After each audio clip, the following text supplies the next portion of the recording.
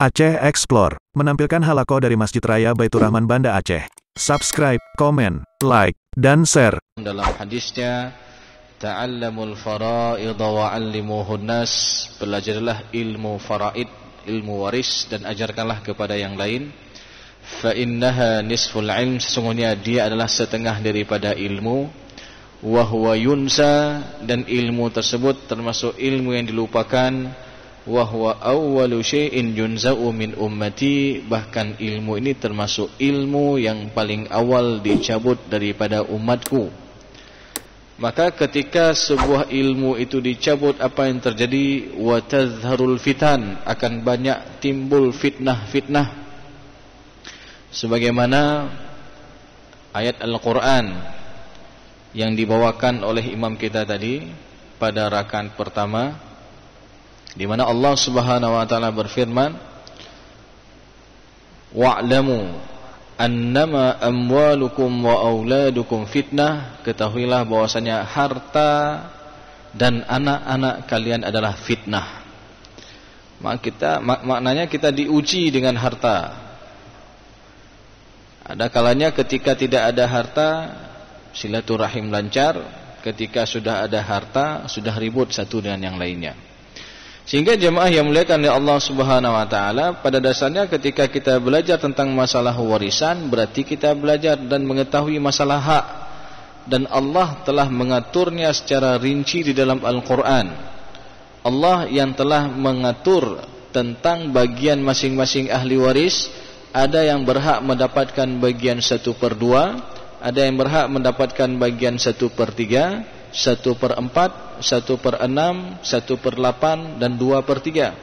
Yang mana bagian-bagian tersebut telah Allah jelaskan semua di dalam Al-Quran. Namun jemaah yang muliakan oleh Allah Subhanahu wa taala, sekali lagi, yang mana tadi Allah menyatakan bahwasanya harta itu adalah fitnah, tempat kita diuji kita dengan harta. Maka berbicara tentang masalah warisan ini juga kita diuji. Jangan sampai ada di antara kita yang memakan hak orang lain secara batil. Jangan sampai ada di antara kita yang memakan harta saudaranya. Ada hak anak-anak yatim dan lain sebagainya. Karena ini bisa menimpa siapa saja. Bukan hanya orang yang minim daripada ilmu, bahkan seorang alim pun bisa terkena dengan fitnah harta tersebut. Ya. Jadi ada seorang alim pun kadang-kadang dia tertimpa dengan musibah ataupun fitnah daripada harta ini. Contoh misalkan, ada seorang ulama besar meninggal dunia, meninggalkan 2 orang anaknya, yang mana anaknya ini juga menerusi orang tuanya, orang yang tahu ilmu, orang yang faham ilmu. Tetapi ketika pada pembagian harta warisan sudah ribut nih, sudah ribut satu dengan yang lainnya. Karena kenapa? Sama-sama mereka ingin mengelola misalkan kantin dayah, misalkan kantin pesantren, ya. Karena kenapa? Ini menghasilkan. Maka syaitan boleh jadi ada orang yang secara hubungannya dengan Allah, dia rajin salat, dia rajin puasa, dia luar biasa dari ketaatannya, tetapi syaitan ini dia masuk melalui harta. Syaitan ini dia masuk melalui permasalahan harta seperti ini. Sehingga ini hati-hati jemaah yang muliakan oleh Allah Subhanahu wa taala. Karena ketika seseorang berbuat zalim terhadap harta orang lain, terhadap hak orang lain, setidaknya dia telah melakukan 3 dosa besar. Dan contoh sebagaimana kita sebutkan tadi, ada kadang orang tersebut terhadap orang lain dia lembut. Ya. Oh, orang ini bagus sekali, jeroh dah orangnya, enggak tak akai. Tetapi dalam masalah warisan dengan adiknya sendiri ataupun dengan kakaknya sendiri, dia berlaku kasar.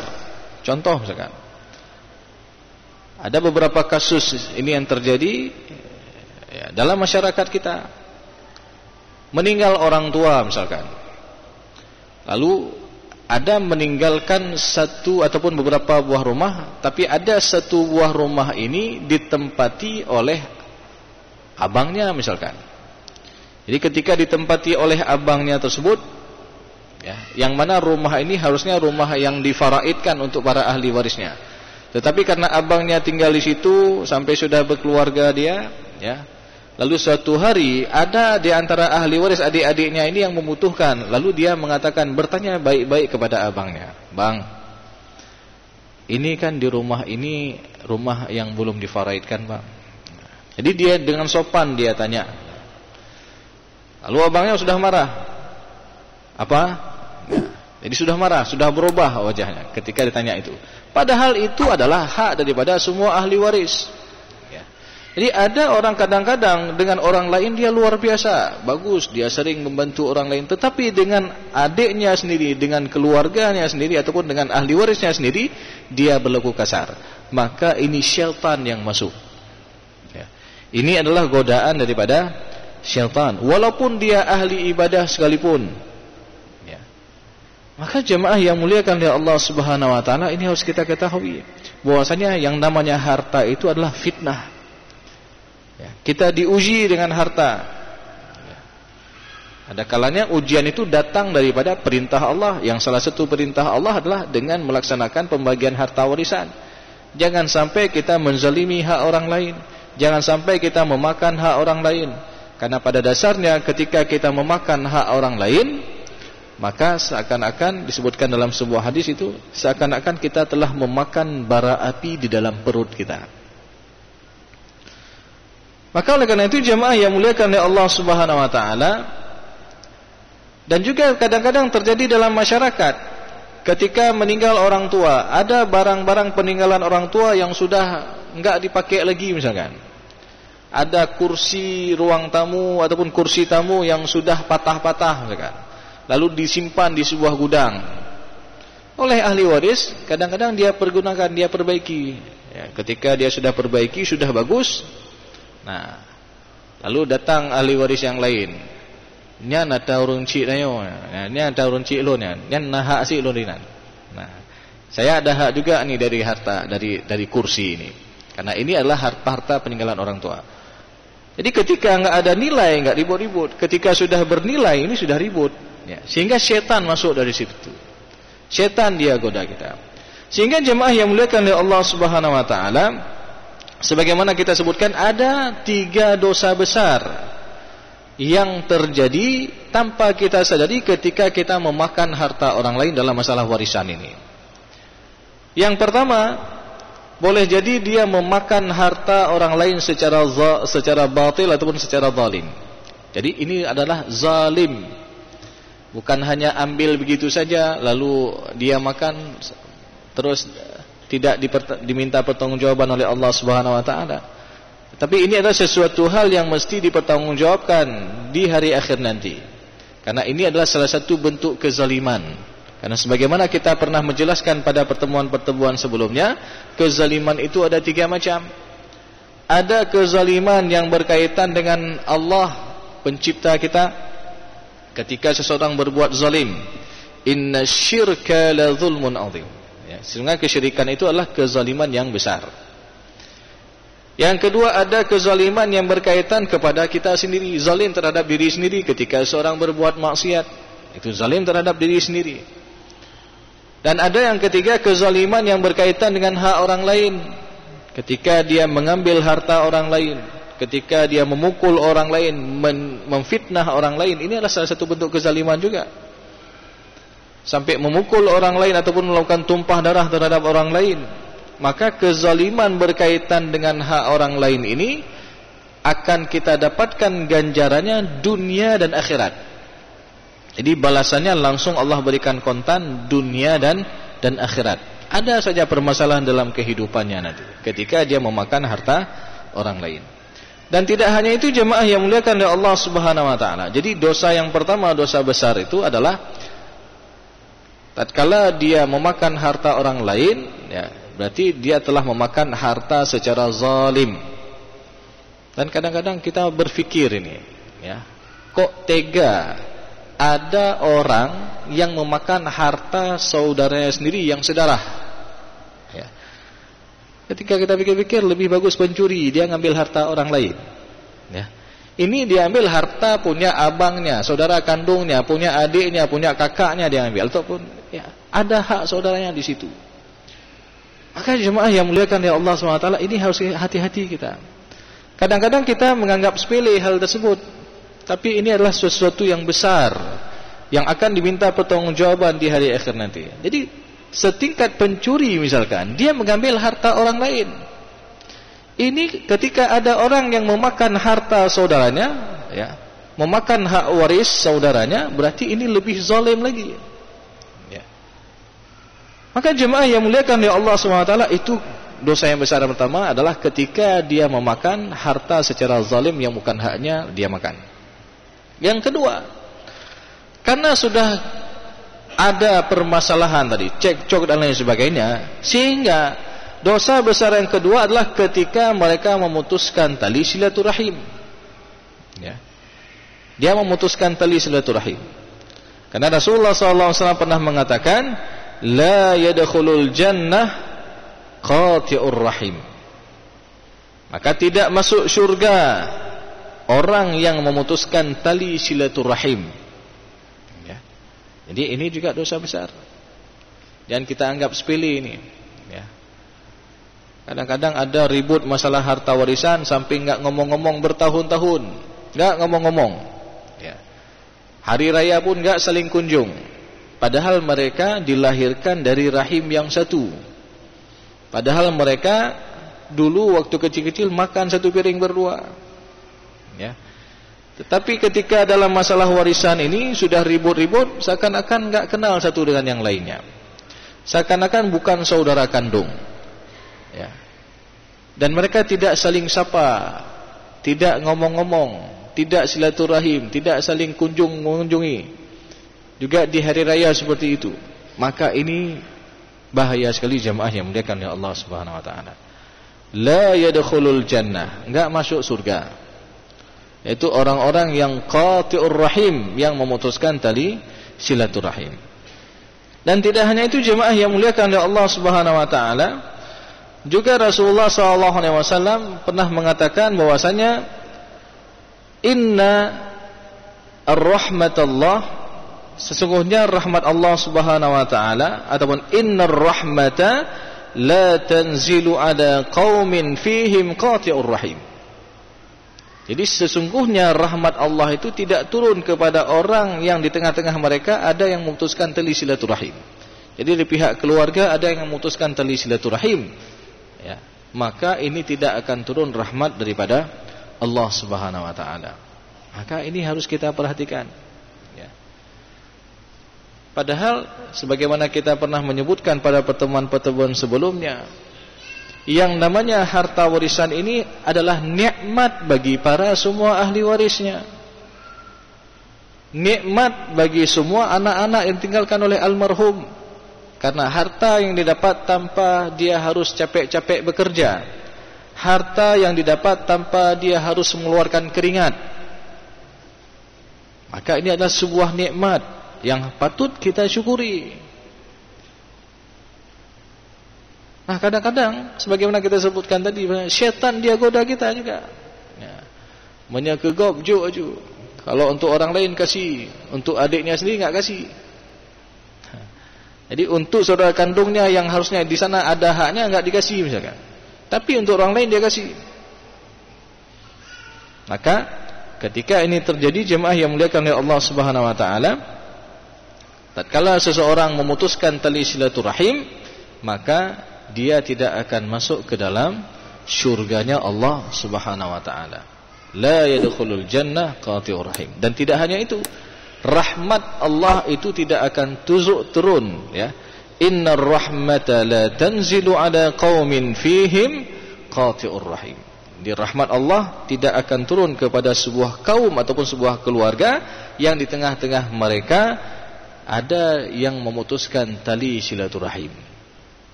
Maka ini hati-hati jemaah yang muliakan ya Allah Subhanahu wa taala. Dan tidak hanya itu jemaah yang dimuliakan oleh Allah Subhanahu wa taala. Yang ketiga,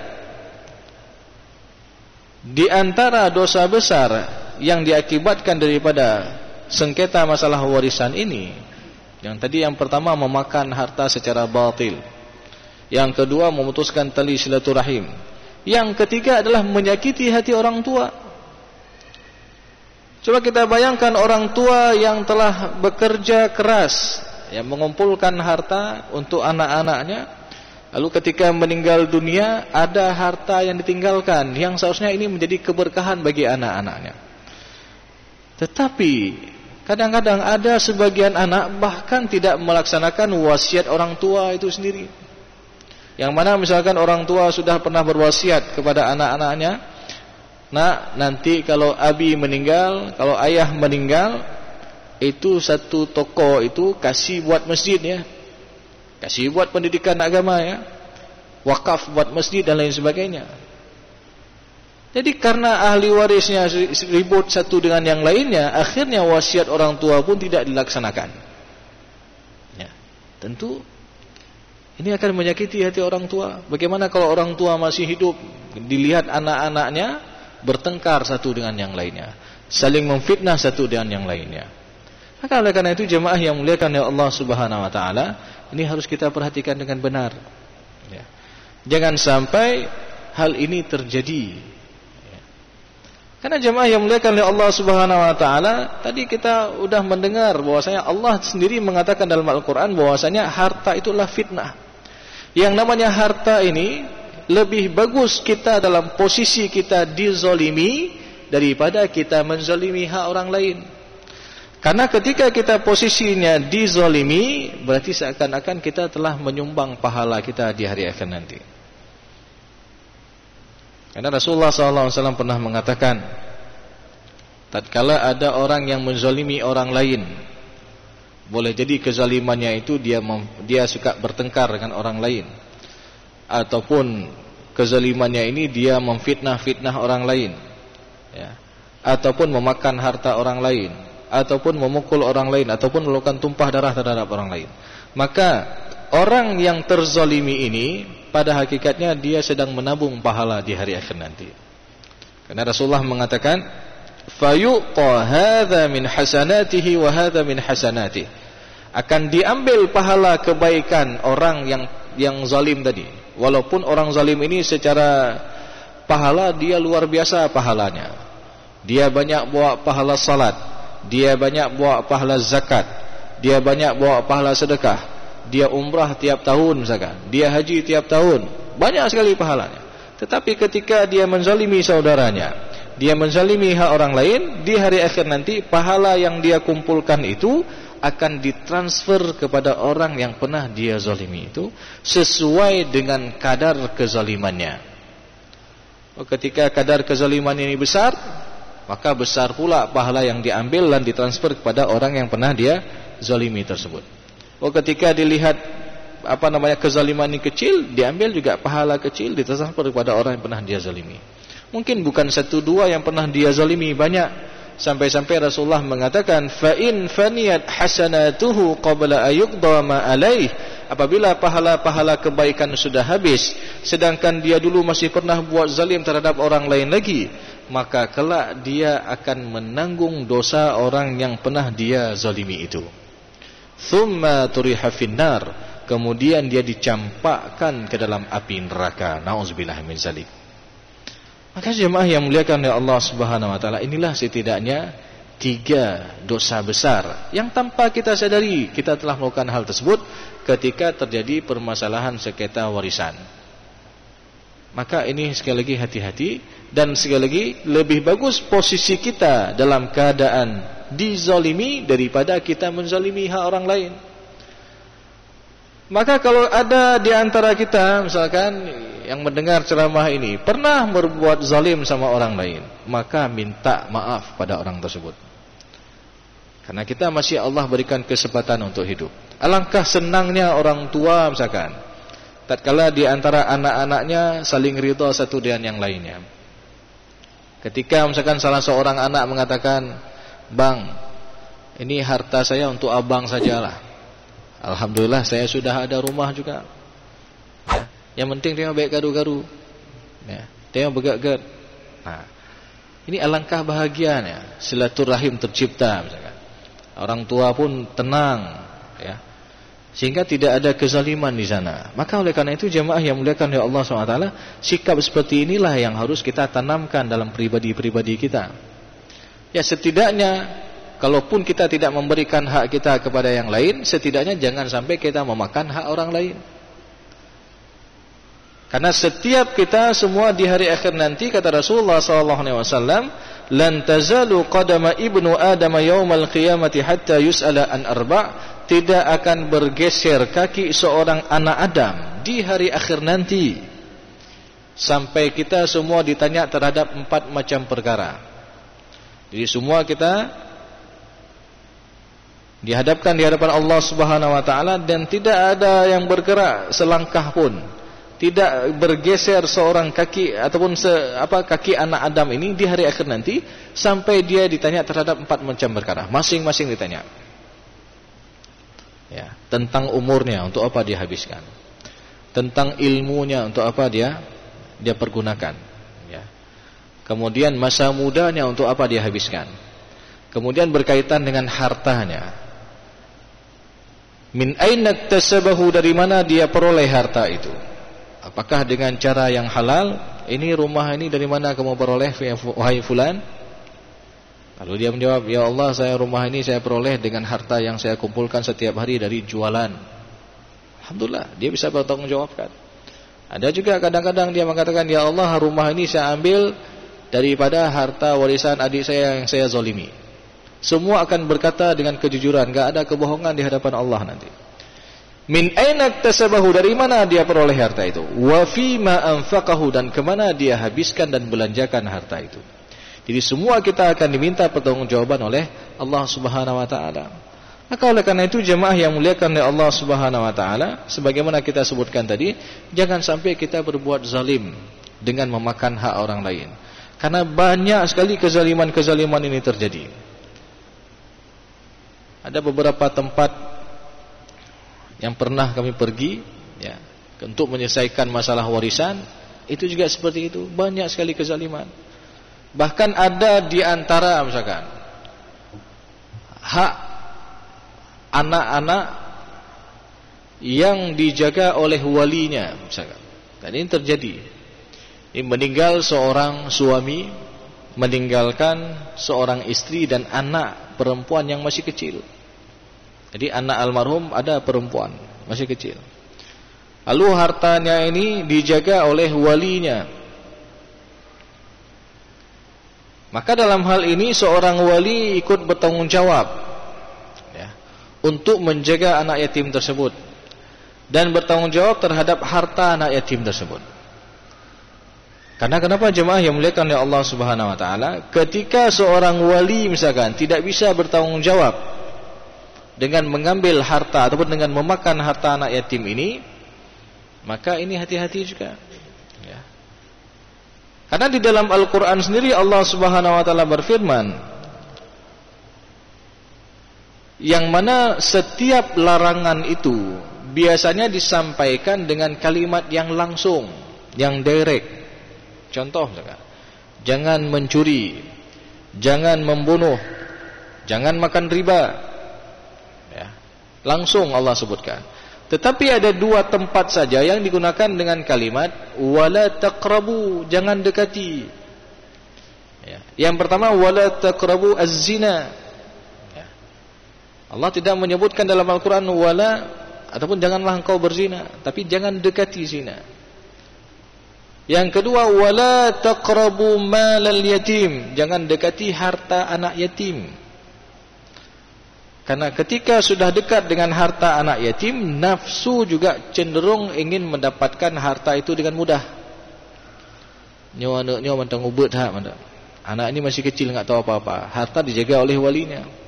Kadang-kadang kalau ada wali enggak tanggung jawab, dia beli motor baru, Honda baru misalkan, kendaraan baru. Nanti lalu dia bilang, nyo untuk menjina rezeki, lentaganto peng anaknya. Nah, ketika sudah ada rezeki, sudah ada keperluan yang lain, ya, sehingga secara tidak langsung dia telah memakan harta anak yatim ini. Maka wala taqrabu malal yatim illa billati hiya ahsan. Jangan kita dekati harta anak yatim kecuali kita sanggup menjaga amanah itu dengan baik. Maka pertanyaannya, apakah seorang wali boleh memakan ataupun mengambil hak daripada harta yang dijaga daripada harta anak yatim tersebut? Maka kalau walinya ini orang yang diberikan kemampuan ataupun dia memiliki harta, maka hendaklah dia menahan diri untuk memakan harta tersebut. Tetapi kalau walinya termasuk orang yang membutuhkan, orang fakir juga walinya ataupun orang miskin walinya, maka falyakul bil ma'ruf, boleh dia memakan dengan cara bil ma'ruf, dengan cara yang sewajarnya. Contoh misalkan beli beras ya dari uang harta yang dijaga daripada anak yatim ini, ya, dia makan sama-sama, itu boleh.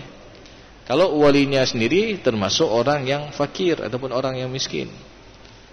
Maka jemaah yang muliakan oleh Allah Subhanahu wa taala, ini harus kita perhatikan. Karena ketika seseorang memakan hak, apalagi di sana ada hak anak yatim, di mana Allah Subhanahu wa taala sendiri menyebutkan di dalam surat An-Nisa ayat ke-10, innal ladzina ya'kuluna amwalal yatama zulman innama ya'kuluna fi butunihim nara wa sayaslawna sa'ira. Jadi sesungguhnya orang-orang yang memakan harta anak yatim secara zalim, itu sama dengan dia telah memakan bara api di dalam perutnya.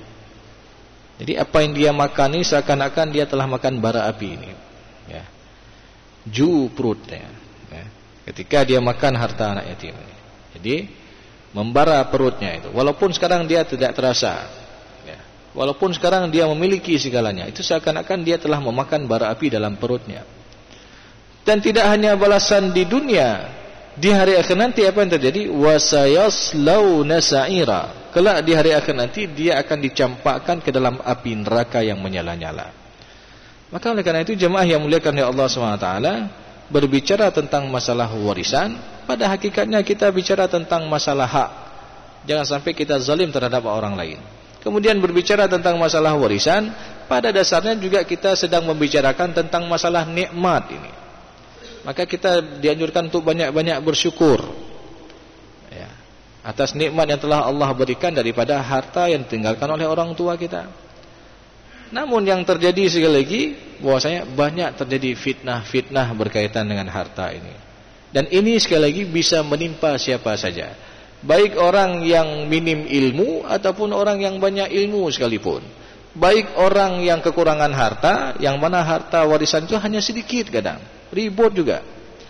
Ataupun orang yang sudah punya segalanya, banyak kali harta, ribut juga. Ya. Karena kenapa? Syaitan yang besar yang menggoda dalam masalah harta ini. Boleh jadi dia kuat sekali ibadah, dia rajin salat, rajin puasa, rajin zakat dan lain sebagainya, tapi syaitan menggoda lewat harta, sehingga ribut, sehingga ada terjadi kezaliman. Dan pada akhirnya jemaah yang muliakan oleh Allah SWT, tentu kezaliman ini akan dibalas di hari akhir nanti dengan balasan yang setimpal. Maka ini kita perlu perhatikan, ya, yang berkaitan dengan permasalahan pembagian harta warisan di dalam Islam, yang mana sebenarnya Islam telah mengatur hal tersebut sangat rinci sekali, detail sekali, yang langsung ketentuannya datang daripada Allah. Dan ketentuan ini bukan datang dari para ulama. Bagian-bagian itu bukan yang ditetapkan oleh para ulama. Bagian-bagian tersebut bukan ditetapkan oleh para nabi, tapi langsung Allah yang menciptakan kita yang mengatur bagian-bagian tersebut. Fariidatan minallah, bagian yang telah Allah tetapkan. Ya. Lalu apakah kita masih ragu dengan ketetapan Allah Subhanahu wa taala? Apakah kita masih ragu ketika kita mendengar di dalam Al-Quran Allah berfirman, "Dzalikal kitabu la raiba fi." Itulah Al-Quran yang tidak ada ragu daripadanya. Hudal lil muttaqin, petunjuk bagi orang-orang yang bertakwa. Lalu apakah kita masih ragu dengan aturan Allah? Maka coba kita introspeksi diri kita, jemaah yang muliakan oleh Allah Subhanahu wa taala. Yang hari ini terasa dizalimi haknya, maka jangan bersedih. Ya. Walaupun misalkan kita nggak ada kekuatan untuk menggugat dan lain sebagainya, jangan bersedih. Allah itu akan maha adil. Allah akan membalas dengan balasan setimpal di hari akhir nanti. Yang hari ini sudah pernah berbuat zalim terhadap orang lain, maka perbanyak taubat kepada Allah Subhanahu wa taala. Walaupun kita habis harta untuk kita kasih hak orang lain, tapi ketahuilah di sana ada keberkahan-keberkahan terhadap harta yang kita miliki. Maka jangan sampai kita bisa menjadi orang-orang yang merugi di hari akhir nanti. Jangan sampai kita menjadi orang-orang yang muflis, yang gulung tikar, yang pailit. Ya, sebagaimana hadis yang telah kita sampaikan tadi, dia banyak bawa pahala salat, banyak bawa pahala puasa, zakat dan lain sebagainya, tetapi ketika dia berbuat zalim kepada saudaranya, maka kebaikan-kebaikan itu, pahala-pahala yang dia kumpulkan tersebut akan diberikan kepada orang yang pernah dia zalimi. Maka ini adalah kesempatan untuk kita memperbanyak lakukan muhasabah, memperbaiki diri kita berkaitan dengan harta kita. Karena sejatinya sebagaimana kita sebutkan tadi, setiap kita akan diminta pertanggungjawaban oleh Allah Subhanahu wa taala. Dari mana kita peroleh harta tersebut dan kemana kita habiskan dan belanjakan harta tersebut. Dan tidak hanya itu jemaah yang muliakan oleh Allah Subhanahu wa taala, dan mudah-mudahan kita yang mendengar ceramah pada malam berbahagia ini, ya, kita doakan juga kepada Allah Subhanahu wa taala, mudah-mudahan harta yang kita miliki hari ini, harta yang kita dapatkan hari ini, kita pergunakan untuk banyak-banyak kepada kebaikan-kebaikan. Karena ketika harta yang kita gunakan untuk kebaikan-kebaikan, maka harta yang kita miliki ini pun akan menarik kita menuju ke dalam syurganya Allah Subhanahu wa taala. Harta yang kita infakkan di jalan Allah Subhanahu wa taala tersebut, maka inilah yang akan menolong kita di hari akhir nanti. Dan pada akhirnya jemaah yang muliakan oleh Allah Subhanahu wa taala, tentu ketika kita bisa menjaga dan menjauhi daripada kezaliman-kezaliman yang kita sebutkan tadi, apalagi berkaitan dengan harta orang lain, maka kita bisa terhindar daripada 3 dosa besar yang kita sebutkan tadi. Yang pertama apa? Memakan harta secara zalim yang bukan hak, lalu dia katakan itu punya haknya. Kemudian kita juga bisa terjauh, ya, ataupun menjauhi daripada sifat ataupun sikap untuk memutuskan tali silaturahim. Dan pada akhirnya, ya, kita pada yang ketiga, ya, bisa membahagiakan kedua orang tua kita, yang mana orang tua yang telah melahirkan kita, membesarkan kita, memberikan kita nikmat harta. Dan walaupun orang tua sudah meninggal dunia, tatkala dilihat anak-anaknya ini satu dengan yang lainnya saling berbagi, saling care satu dengan yang lainnya, maka alangkah bahagia orang tuanya. Maka oleh karena itu jemaah yang muliakan oleh Allah SWT, mudah-mudahan tausiah yang kita sampaikan pada malam ini menjadi ilmu yang bermanfaat dan bisa kita amalkan dalam kehidupan kita sehari-hari. Lebih dan kurang saya mohon maaf. Aqulu qauli hadza wa astaghfirullah li wa lakum wa lisal mu'minin. Wassalamualaikum warahmatullahi wabarakatuh.